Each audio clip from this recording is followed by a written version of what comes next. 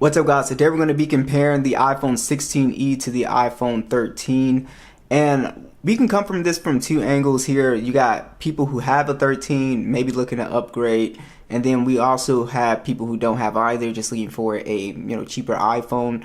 And the iPhone 16e is definitely not cheap anymore. It's around $650 after tax. And yeah, you can get a excellent condition 13 like the one you see here on Amazon and eBay. They're going for like $319.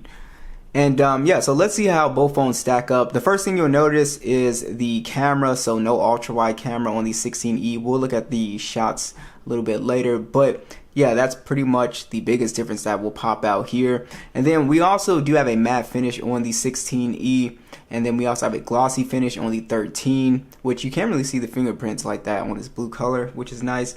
And then the other hardware difference is that we have our mute switch on the 13, but we now have our action button on the 16, so you can put that to pretty much whatever you want.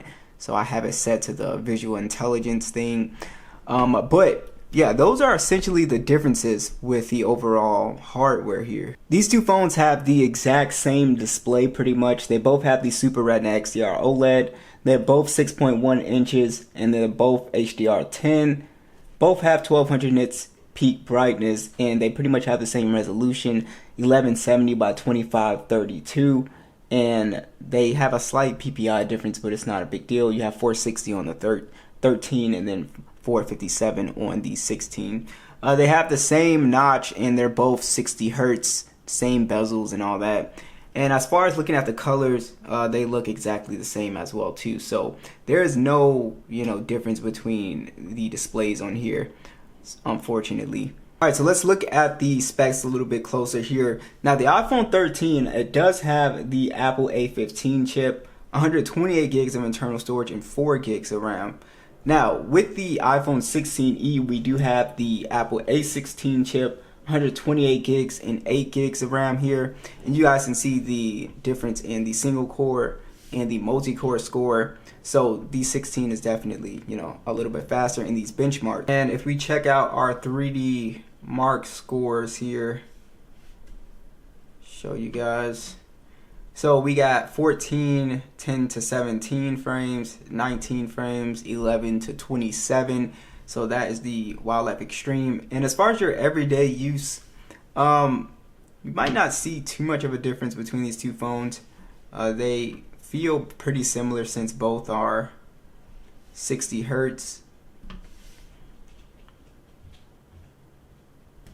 Okay. Definitely a little bit of a difference for sure with that Subway Surf. I'm not sure if this is enough.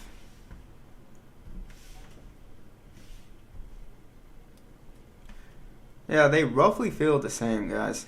So even if you are a gamer, you can't really play games that much better on this phone. Let's see if we can load up a page.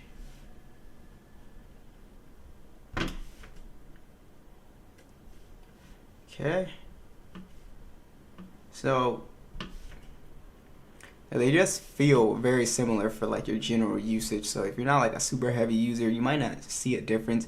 There should be definitely a difference when it comes to like multitasking and stuff like that. Let's go ahead and launch PUBG here. And the unfortunate thing about these base model iPhones is they don't have 90 hertz or 120 hertz. So you're pretty much stuck with only playing shooting games like PUBG, Call of Duty at 60 frames. Alright, we got into PUBG there quicker on the 16. As far as gaming for your casual to even people who play games a lot, again, because of the limited displays, they essentially play at the same settings here. So I'm sure the 16e for longer periods of gaming, you probably won't have a an issue, but the 13 does perfectly fine. Like I said, they both can play HDR Extreme, and they both feel identical. So for people coming in here playing like a couple matches of Call of Duty, PUBG, or whatever else game, they feel pretty much the same for the most part. So that is, one thing I just noticed here. So performance wise, it's not really that big of a jump here. Let's check out these speakers. We'll start with the 13.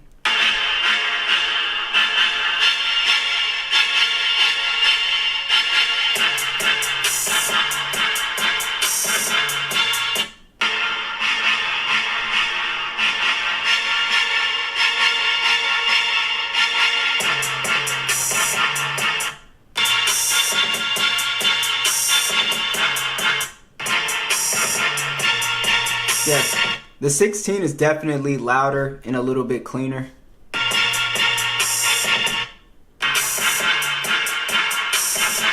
Yeah, the 13 still sounds really good though. There's like a slight improvement with the speakers for sure. So I can't say that there's no improvement because the bass is a little bit louder. It does sound a little bit cleaner. Alright, so the Face ID is virtually the same, so there's nothing changed there. Apple usually gives around 5 to 6 years of software updates, so the 13 launched with iOS 15, so it'll get a few more updates.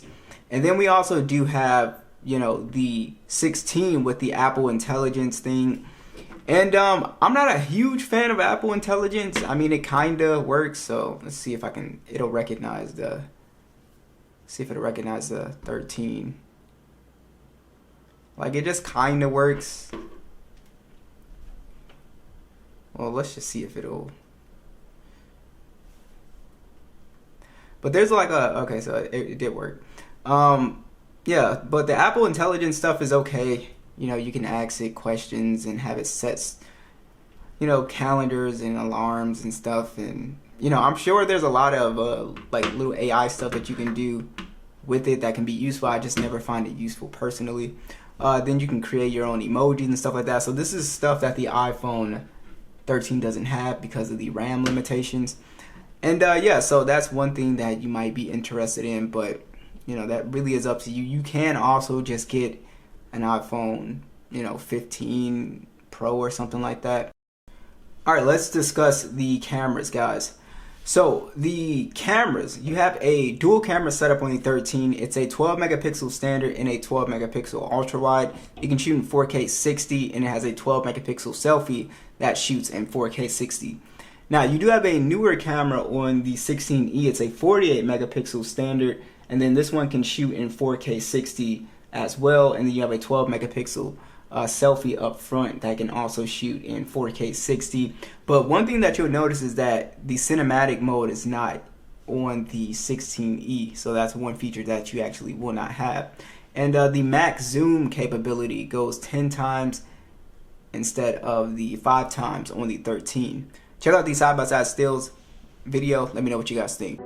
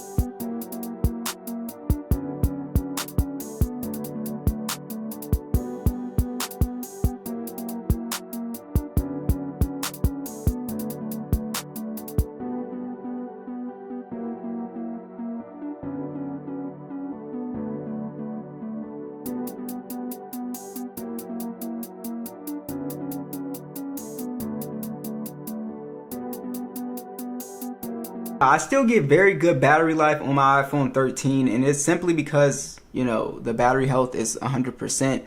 So this phone does a really good job with, screen on time still for a smaller device. It gets me through the day, no problem. The 16E is going to have definitely better battery life. They have that new modem in here now too, so it overall is just going to help with your screen on time, but I don't think it's a dramatic difference. And the downside to the 16E is that it does not have the MagSafe capability, and it charges much slower at 7.5 watts for the wireless charging. With the 13, you do have the MagSafe capability, and you also can charge faster at 15 watts. So overall, this is a pretty tough sell. I mean, you would have to really want the Apple Intelligence and the action button. It really comes down to what you think about the cameras. I don't think the battery life is that big of a difference.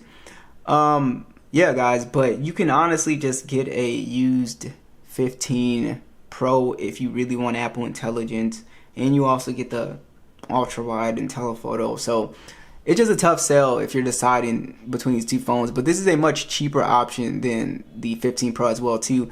And if you don't care about Apple Intelligence, this is a good phone to pick up.